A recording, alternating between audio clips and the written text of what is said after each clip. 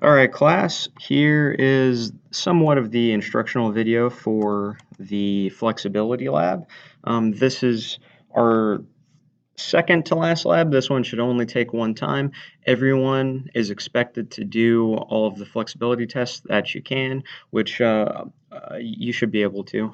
We're going to start off, as usual, with the warm-up. So work on that. Take the blood pressures to workloads, everything like that. Now here, these are the main tests that we're doing. There's actually one test not pictured on here, and don't really pay attention to these, like this on the sit and reach where it says repeat the procedure 3 times. That's not true. Like in the description down below, you'll only do it twice. I just provided this because I wanted you to know essentially what these look like. I only made a video of myself doing the sit and reach, which in the playlist should come right after this if you want to watch it.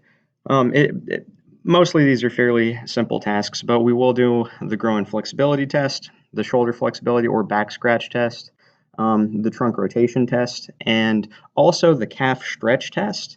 So the calf stretch test, I believe, is the only one that we don't have normative data for. But really what I want you to do is read through here, pay attention to these normative categories. All of these are in centimeters. Now take note that all of these are at 26 as the 0 point. Now ours are actually at 23 centimeters, so essentially what you have to do is take all of these values and subtract 3 from it.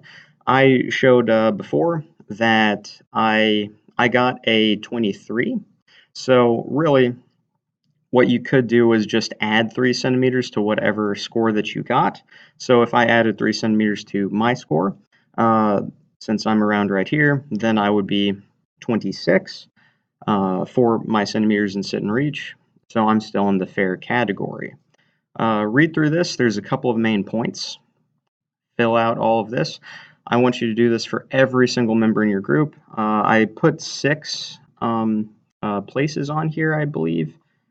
Yes, 6. So if you don't have 6 members, that's fine. Just leave a couple of them blank.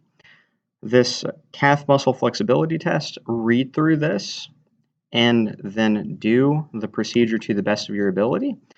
Try to problem solve, think it through. Here's a little bit of a picture to help you with it. And if you need help, ask me and I'll certainly help you with that. But try to figure it out on your own. The back scratch test or the shoulder flexibility test. This is really more of a part of a senior fitness test protocol, but I think it's important for all of us to figure out how to do it. It essentially looks something like that. Read through the procedures. There's some normative data for it for both males and females.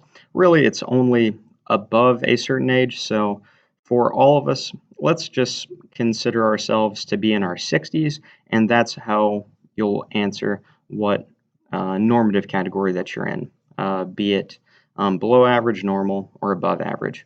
And notice that all of these are in inches, so really all we need is a ruler, and I have a couple of those. Next, the groin flexibility test.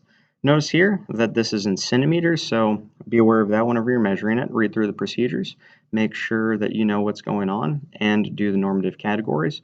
The trunk rotation test, which is the last test, there's normative categories for these, and notice that these normative categories are in centimeters, and they're essentially for everybody. So figure that out. I'll help you if you need it. And then lastly, answer this question. Why is flexibility important for sports and athletic performance, sports or athletic performance? Why is flexibility important for aging and activities of daily living? So kind of 2 sides of that coin. So really, the main test for the American College of Sports Medicine is certainly the sit and reach test. But these other ones, I just want you to be aware of them because flexibility is very joint specific. And actually, it's essentially specific to particular sides of the body. So excellent. I will see you in class. And essentially, this lab, you're going to be working on your own, and I'll help you if you need it. Cool. See you on Tuesday.